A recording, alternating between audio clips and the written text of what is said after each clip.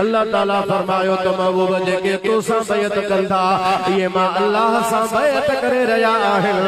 यदुल्लाह folk ऐदीहिम अल्लाह जो हथ उन्हनि जे हथनि जे मथां है। सुभान अल्लाह।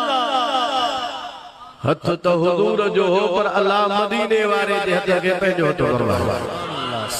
ज़ोर सां सुभान अल्लाह चओ। सुभान अल्लाह। वॾे आवाज़ सां खुली करे सुभान अल्लाह चओ। हुजूर जे हथनि मुबारक जो ज़िक्र, हुजूर जे क़ल्ब मुबारक जो कुरान में ज़िक्र आहे। अल्लाह ताला फरमायो नज़्ज़लहु अला क़ल्बिक बिइज़्निल्लाह। क़ल्ब के चई करे हुजूर जे दिल मुबारक जो अल्लाह ज़िक्र फरमायो। मुस्तफा जे सीने मुबारक जो अल्लाह ज़िक्र फरमायो। अल्लाह ताला फरमायो अलम नशरह लक सदरक। ऐ मुंहिंजा हबीब छा असां तुंहिंजे सीने खे कोन खोलियो? माना यकीनन महबूब असां तुंहिंजे सीने खे खोलियो आ। हुजूर जे पुठी मुबारक जो भी कुरान में अल्लाह ज़िक्र फरमायो। अल्लाह ताला फरमायो वबताना अनका विज़रक अल्लज़ी अनक़द ज़हरक। ज़हरक चई करे अल्लाह ताला मुस्तफा जे पुठी मुबारक जो ज़िक्र फरमायो। हुजूर जे ॻाल्हाइण जो भी अल्लाह ज़िक्र फरमायो।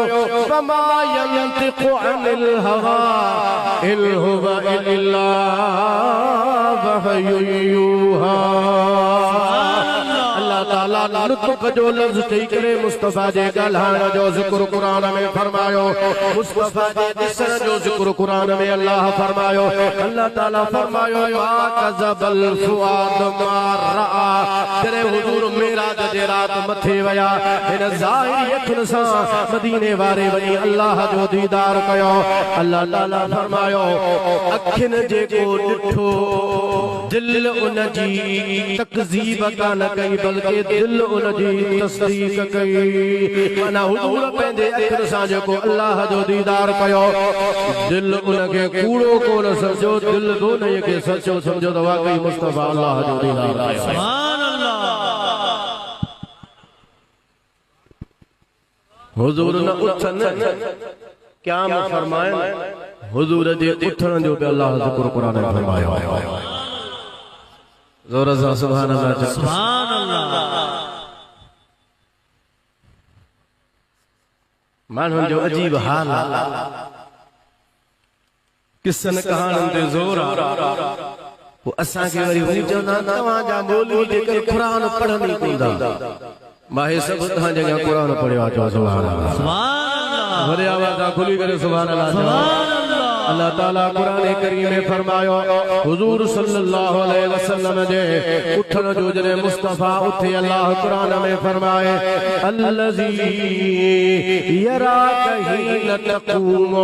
ऐ मुंहिंजा हबीब सल्लल्लाहु अलैहि वसल्लम जॾहिं तूं उथंदो मां रब तोखे ॾिसंदो। हुजूर जॾहिं सजदे में वञा अल्लाह हुजूर जे सजदे जो भी ज़िक्र फरमायो। मूं अर्ज़ इहो पे कयो हुजूर ने सलाम जे उज़ुन मुबारक जो अल्लाह कुरान में ज़िक्र फरमायो। छो त मदीने वारे जे ज़ात सां अल्लाह जी मोहब्बत एतिरी आहे। सुभान अल्लाह।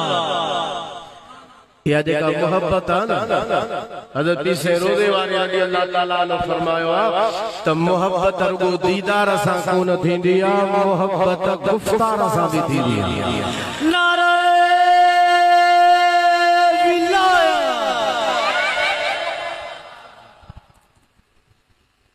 माण्हू जॾहिं